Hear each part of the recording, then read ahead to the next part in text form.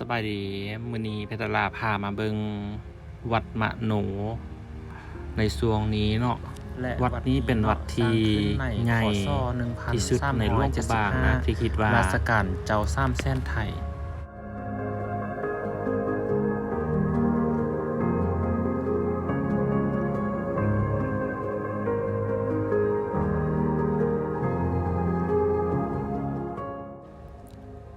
เดี๋ยวเฮาขึ้นไปทางพระธาตุน้อยก่อนเนาะไปเบิงพระธาตุน้อยก่อน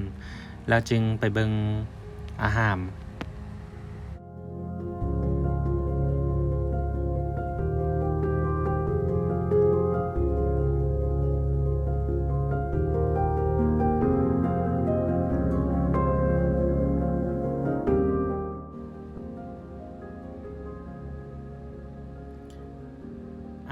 เก่าทึกเพพัง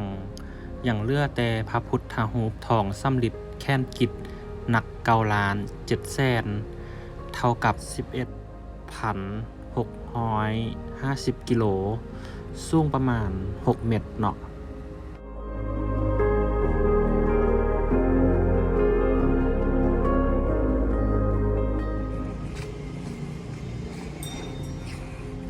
อันนี้เป็นบริเวณทางหน้าของวัดจังหน่อยสิขึ้นไปเบิงทางถึงน้อยนึง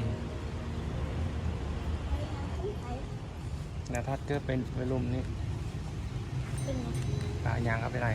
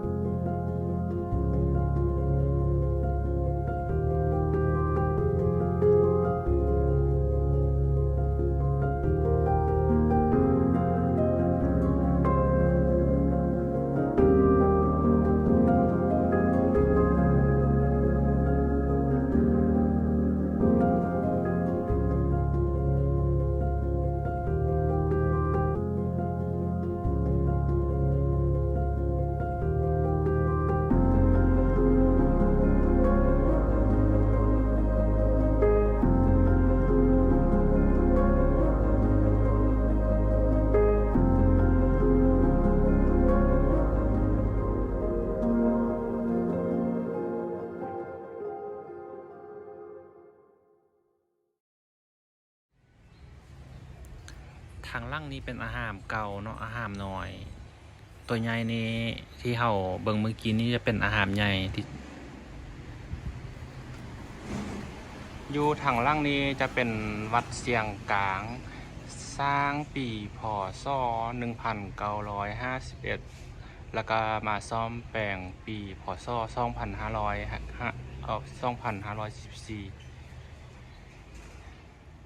เดี๋ยวเฮาซูมให้เบิ่งเลย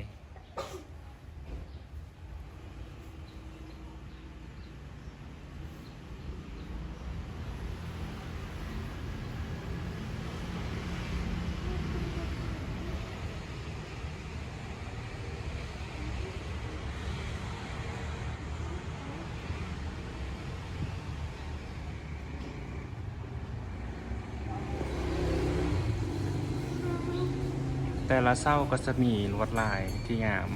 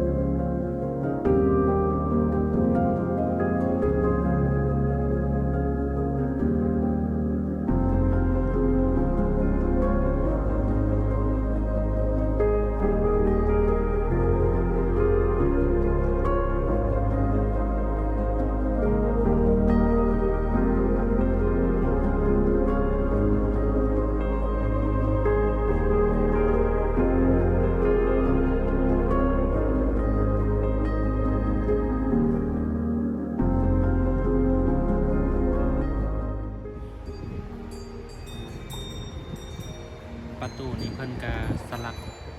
เกี่ยวกับประวัติพระพุทธเจ้าใส่ลวดลายงามหลาย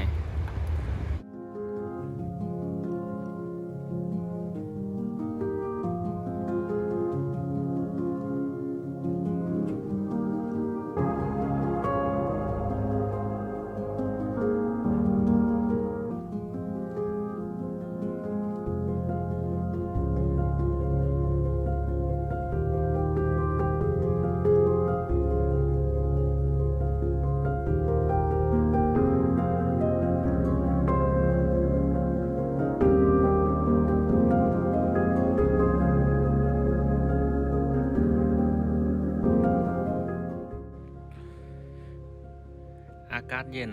ลมแห้งหลาย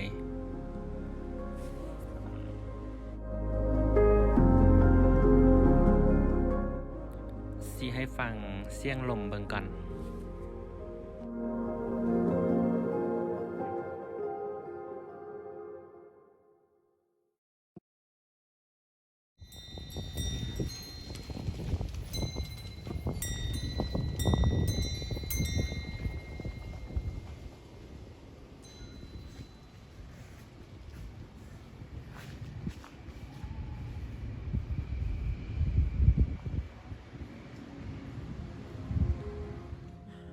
ขอบใจที่รับสมเอาไว้คลิปหน้าเนาะจะพาไปใส่ แต่อย่าลืมกดติดตามกด Subscribe หรือกดไลค์กดแชร์ให้เด้อขอบใจ